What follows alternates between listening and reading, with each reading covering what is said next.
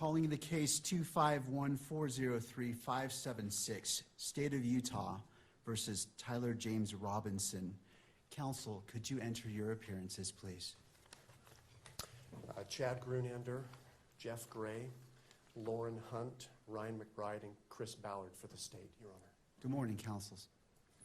Good morning, Your Honor. Kathy Nestor, Michael Burt, and Richard Novak on behalf of Mr. Robinson. Good morning, Your Honor. Good morning to you all. Good morning. And to the jail, do we have Mr. Robinson present? Yes, Your Honor. All right. Mr. Robinson, good morning to you as well. Counsel, as we begin, I have entered orders allowing the admittance of Mr. Michael Burt, Mr. Richard Novak, pro hoc vice, and appointing them along with Ms. Catherine Nestor to be Mr. Robinson's counsel.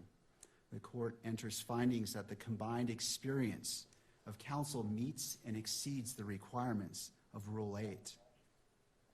Counsel, do we have, what would we like to accomplish today? I have two items, Judge. I just wanted to make a record that under Rule 16 of the Utah Rules of Criminal Procedure with respect to discovery, the state is required to provide to the defense within 5 days of the defense's request the discovery that we relied on in making this charging decision. We'll be prepared to do that, so we'll look for defense counsel's request or the next day or so, and we'll provide that to the defense. Thank you. We also, for the court's information, we met this morning with the defense team briefly in our office to talk about discovery and the process, so we'll be working together. There is a substantial amount of discovery in this case, Your Honor. It's voluminous, to say the least, and we're working on a process where we can exchange information as quickly as possible and be efficient in that process.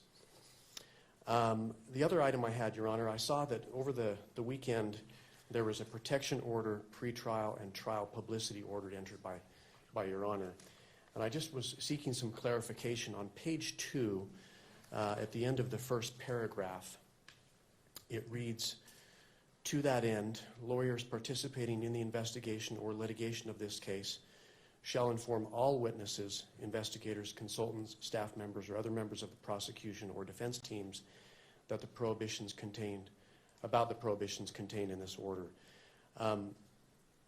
The state, we're seeking some clarification with respect to the phrase "all witnesses," Your Honor. There are a number of witnesses that have yet to be identified that will likely be used in the state's case. This occurred in front of 2,000 to 3,000 students at Utah Valley University. So we're in the process of identifying those witnesses. And so those individuals are presently unknown right now. So we're looking for a little clarification from the court. And I suppose we're not going to make any arguments today, but there may be some follow-up pleadings that we may need to file. Thank you. Ms. Nestor, did you want to be heard about that issue? No, Your Honor, we would defer to whatever the court wants to advise them on that matter. I mean, I think it's fairly obvious that we don't know who all the witnesses are in this case yet. I think it's just important that if anyone is identified that they have information about this order. So I think other than that, we wouldn't weigh in on any other matter. Thank you. Well, thank you for that question. That's an important one. The court will rule that as the witnesses become known to each side, that information is conveyed to abide by this order. Obviously, there are potentially many witnesses, and so it's not the expectation that you would be able to do that up front, but as they become known, I would ask that you would inform them of this. Anything else, counsel? Nothing from the state. Nothing else, Judge. Thank you. Ms. Nestor. Thank you, Your Honor. We recognize that we are here today for a waiver hearing. It is not our intent to waive a preliminary hearing in this matter.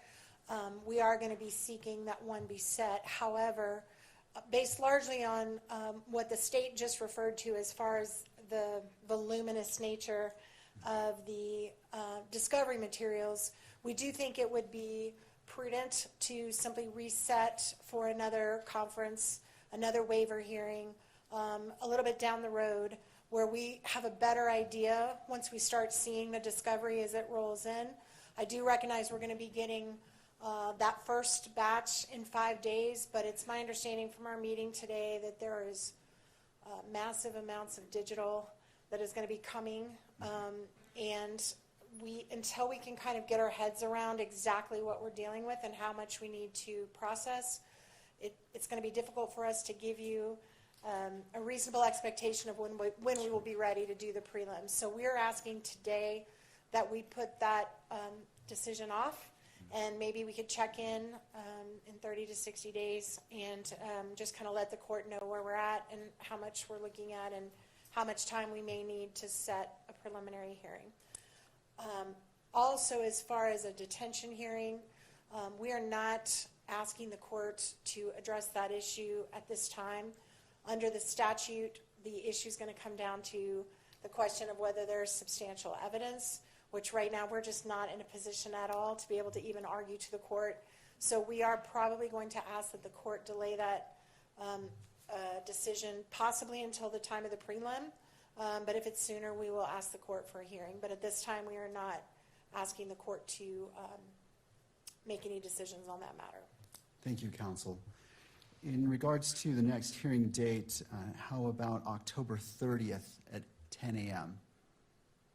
That works for the state, Your Honor. Thank you. All right. That's fine for the defense, Your Honor. All right. Now, as we're at the beginning, anything further from counsel from either side? No, Your Honor. Thank you. No, Your Honor. Thank you. As we are at the beginning of this case, it is my intent to only speak when I'm needed or it is necessary. But today I do wish to provide guidance and expectations that you can have for this court and wish to enter an order as well. As this case moves forward, Mr. Robinson's constitutional rights will be protected at every stage.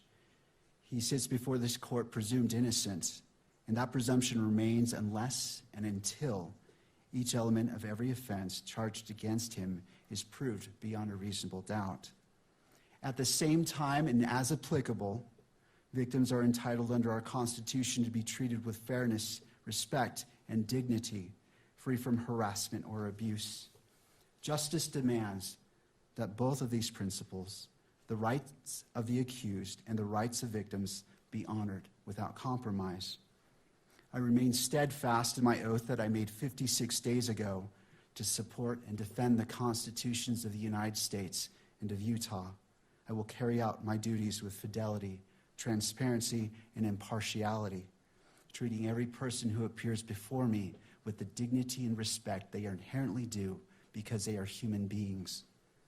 Let me be clear. I will not put my finger on the scale of justice. These proceedings will be open to the public, conducted in accordance with the law, and handled with diligence and competence to ensure that justice is never compromised.